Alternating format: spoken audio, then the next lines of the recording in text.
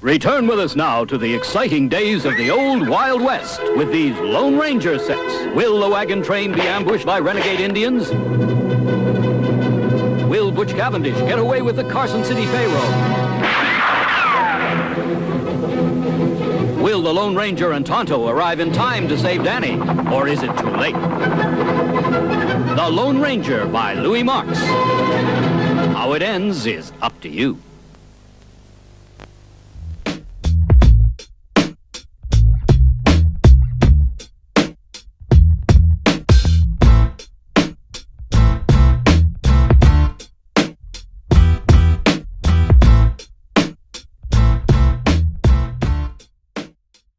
What's up, everybody? It's John with John Sports Odds and Collectibles coming at you with a brand new video. How's everyone doing out there today in the YouTube universe?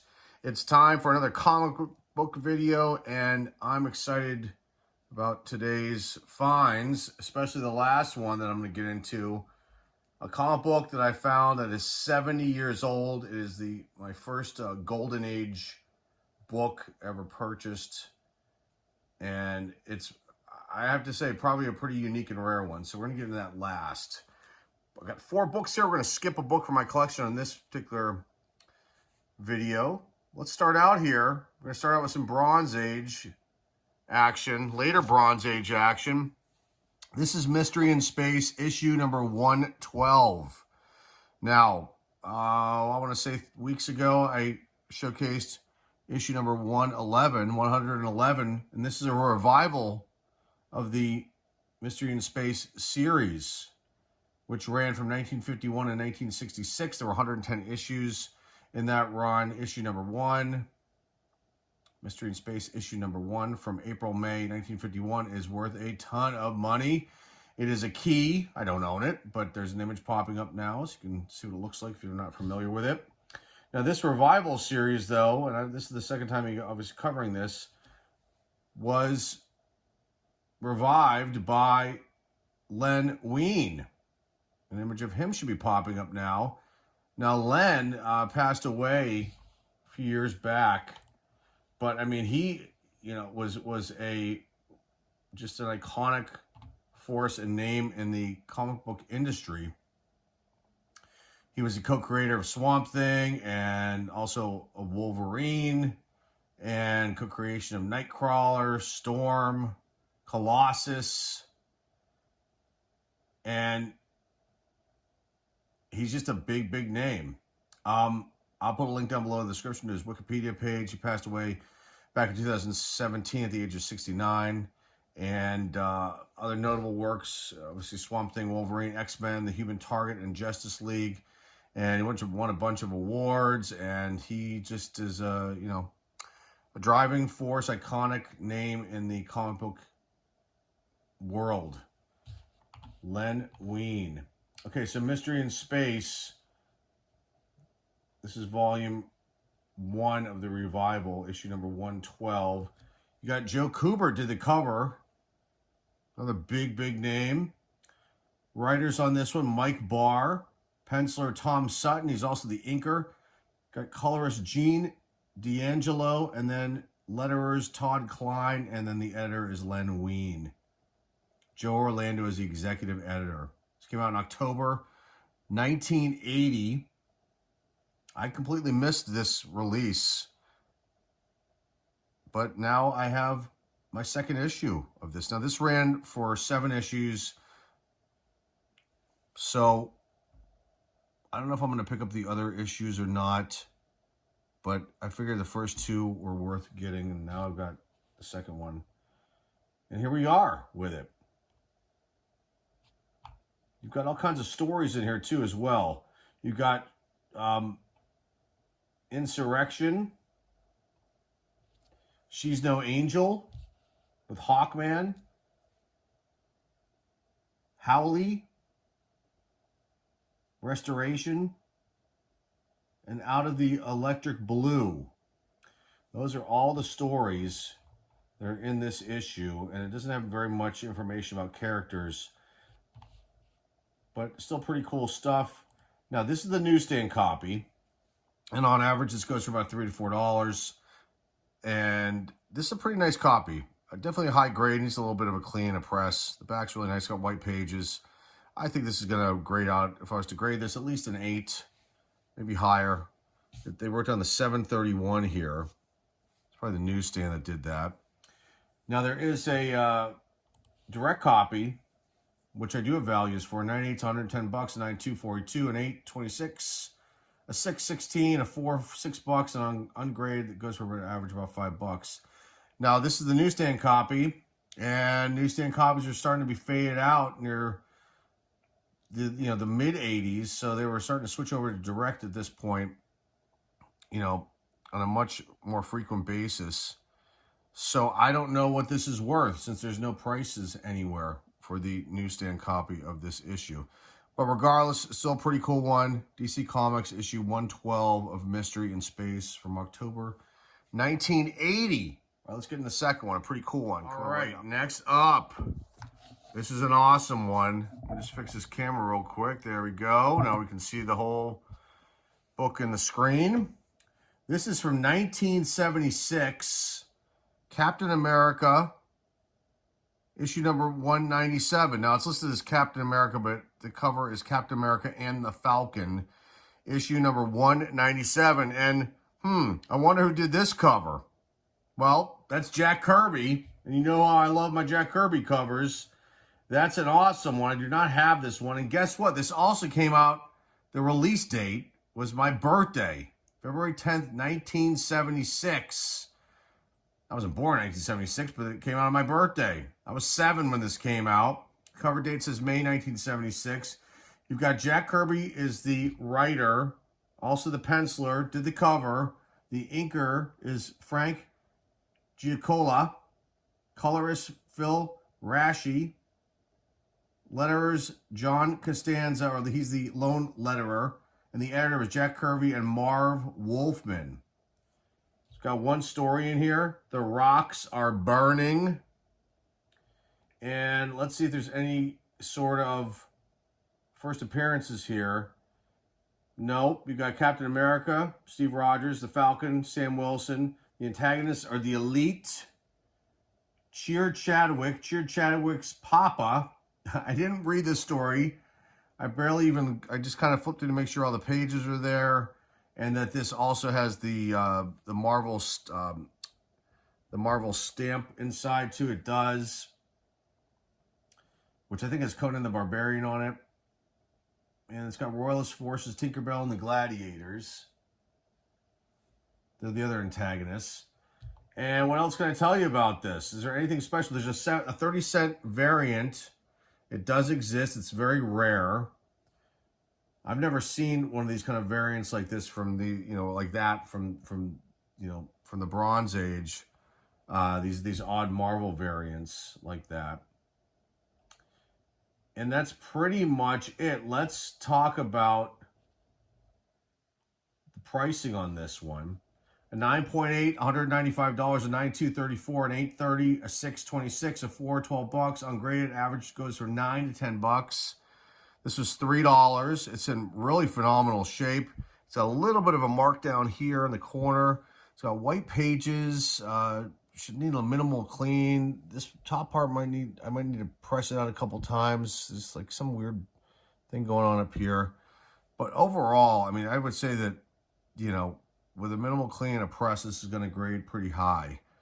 A pretty awesome Captain America, and what a cool Kirby cover, to say the least. Very, very cool stuff right here. Some awesome Bronze Age action. Captain America, issue number 197 from May 1976. All right, let's go to the next one. Pretty cool find as well. The lone Silver Age book. In this video, you've got Action Comics issue number 372 with a 12-cent price tag on it from February 1969. Pretty awesome. I'd say, a lower grade.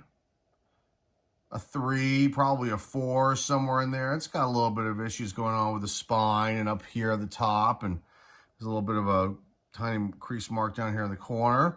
Look, the pages are wiped off white. Back needs a clean. This is a pretty cool one, though. It is a Neil Adams cover.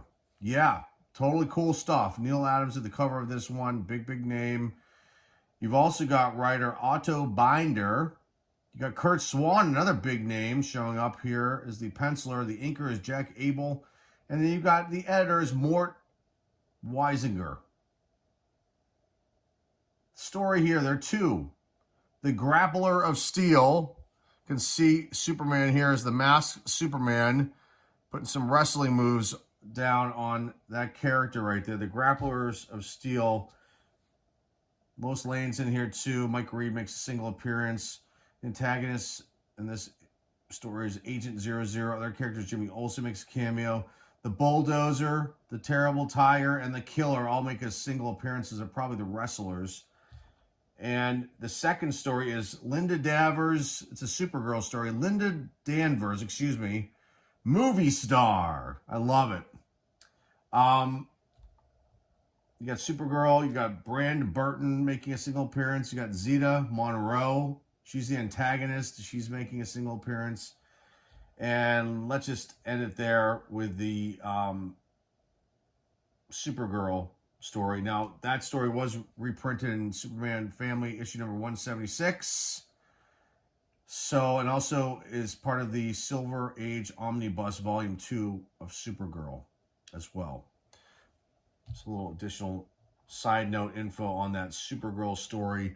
This Action Comics issue number 372 from February 1969, the year I was born, the month I was born.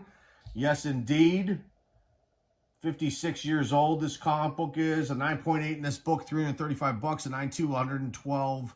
An 8.85. A 6.70 and a 4, $12.47. Average price ungraded, $6 to $10, somewhere in there. This was a whopping $3. I dig in these dirty long boxes in some of these locations that I go to. I plan on making a video about the don'ts of an LCS, or, if you have an LCS, the don'ts, the things you do not want to do. And that'll be coming out soon. But these are picked up at one specific location. A couple different locations, actually. One specific LCS that has multiple locations. Anyway, that's it for this one. Take a quick little break, and then we will come back and show you the Golden Age book that I found, the 70-year-old book. Kind of a rare one, a unique one. And that'll be up right now. Mr. Owl, how many licks does it take to get to the Tootsie Roll center of a Tootsie Pop?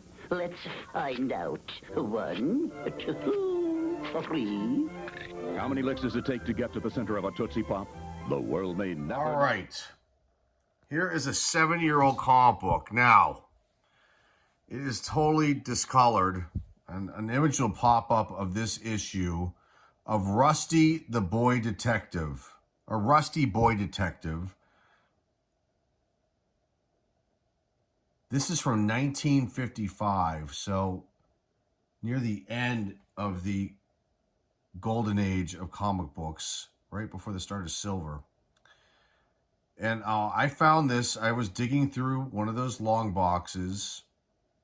And this was near the end of one. And I don't know how I've missed it because I've gone through those boxes multiple times at a location that I tend to go to a lot and find a lot of good books. And this was in there.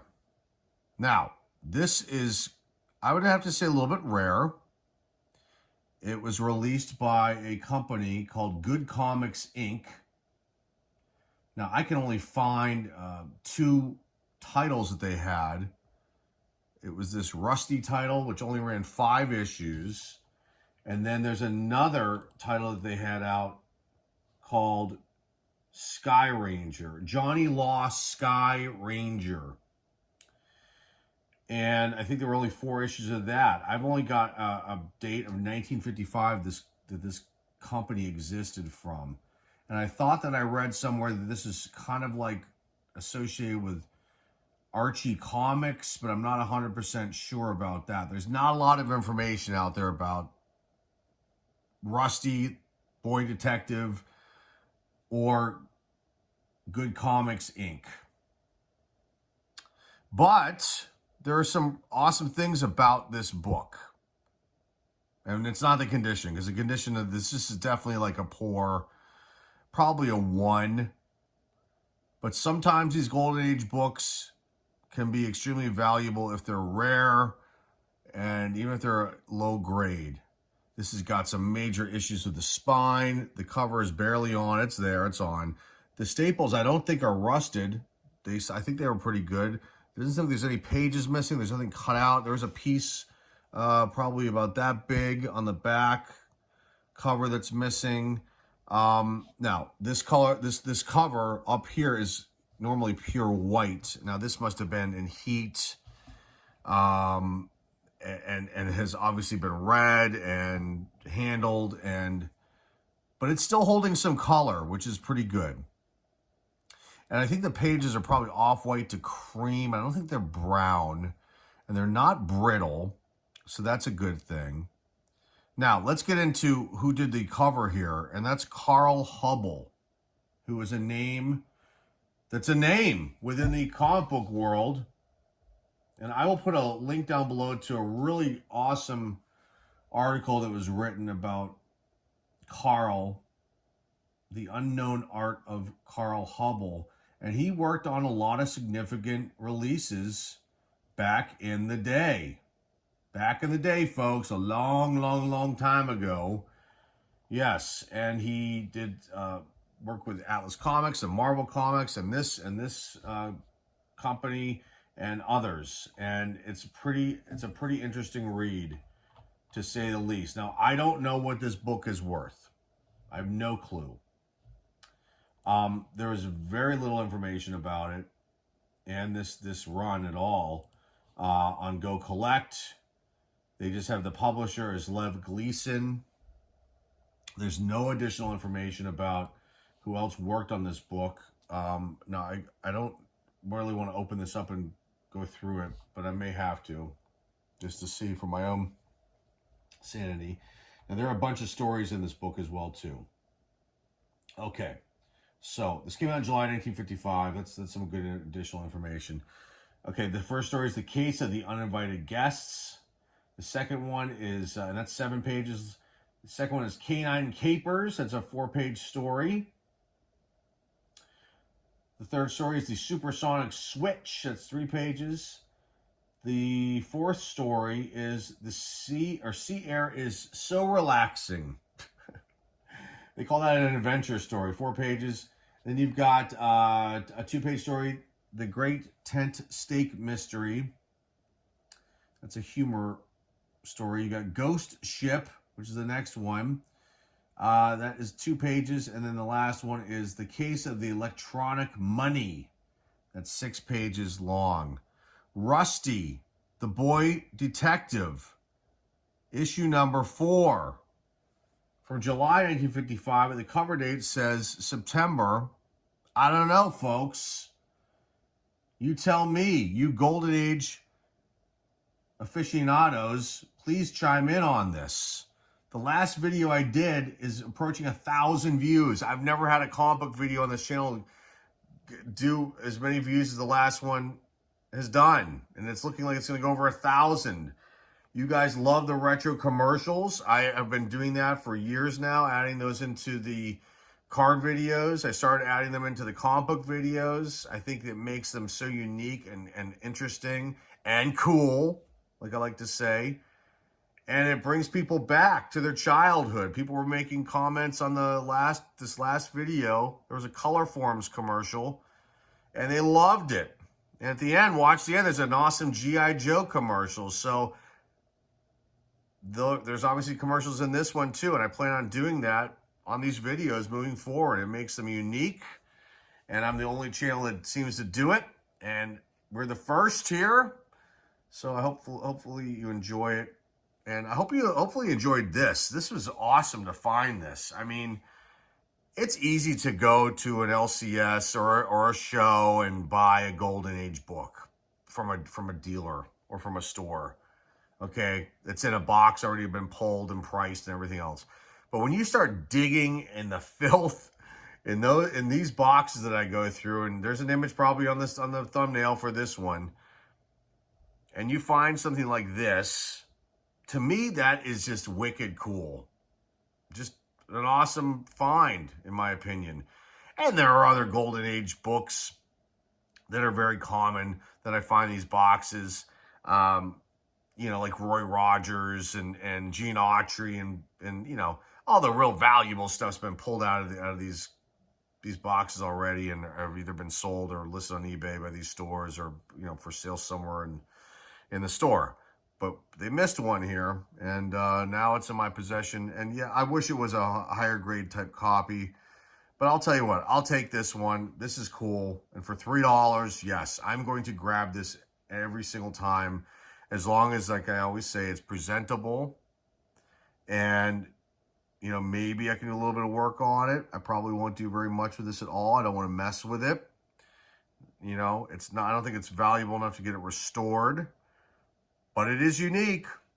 I can't find a sale for this particular issue anywhere, nor a listing anywhere. Just images of, you know, a high grade version of this comic book, issue number 4 of Rusty the Boy Detective. So that's all I've got. Let me just throw a couple other things up here to wrap this one up. We'll put the Captain America, since we only have 4, and the Action Comics.